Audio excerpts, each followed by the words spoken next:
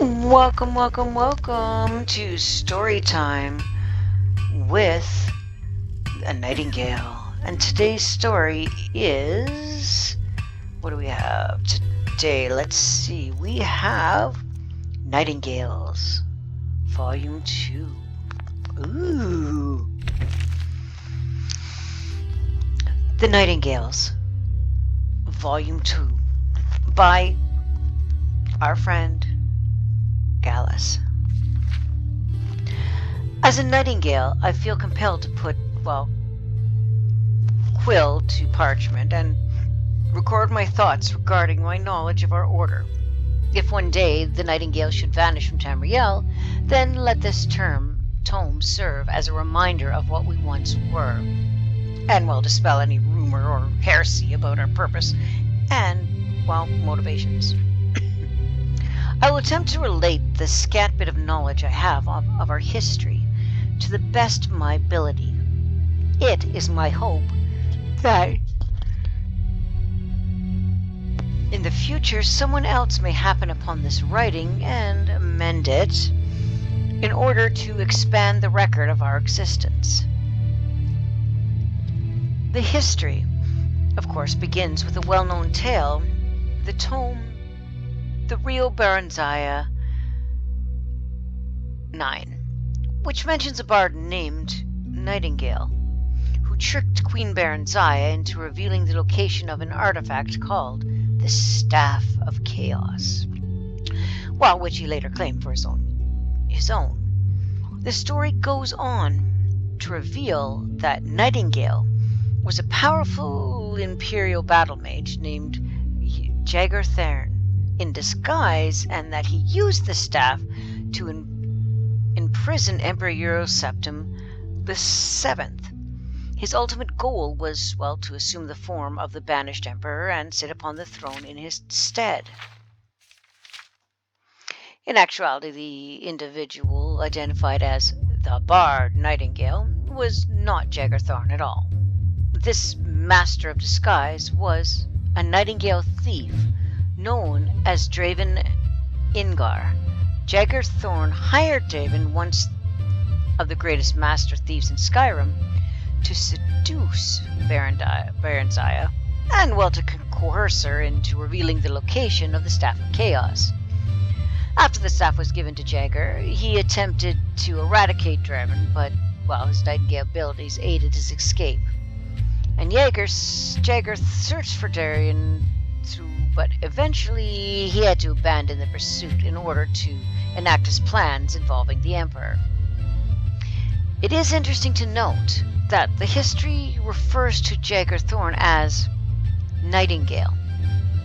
After the point Dragon would have vanished from the story, the distortion of actual events is very typical of Baranziah's manipulation, with the pressure of blaming falling squarely on the shoulders of Euroseptim the Seventh's imprisonment. She, twisted the truth and created the notion that the bard named Nightingale was Jager Thorn himself, and she felt the tale of being enthralled by a master sorcerer held, more of a forgiving, if not romantic, notion than simply being seduced by a master rogue.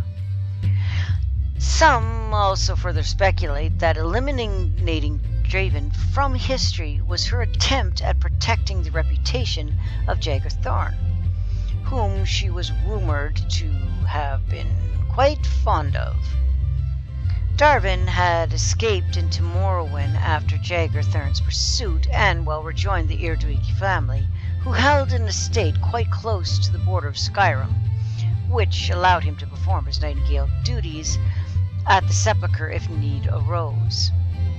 He remained there for many years until the family began to lose its power and a war erupted between the houses.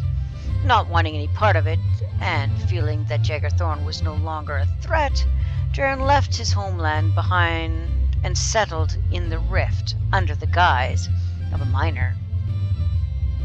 Concurrently with Draven's history, born out of Darian's seduction of Baranziah, the Dunmer Queen eventually bore a child.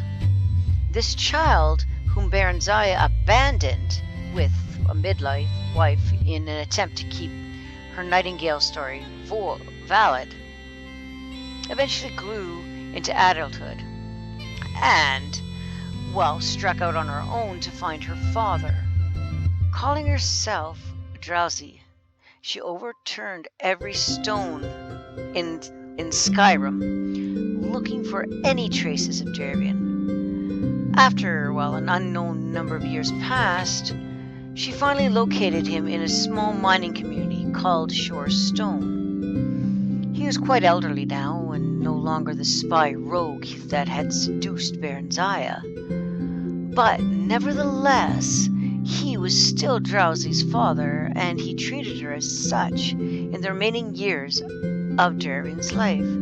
He imparted the ways of the Nightingale to her until he finally succumbed to his age. Now, Drowsy willingly struck the oath of the Nightingales and performed her duties well in the service of Nocturnal. She eventually took a husband, and together they had a child, whom they named Carlia.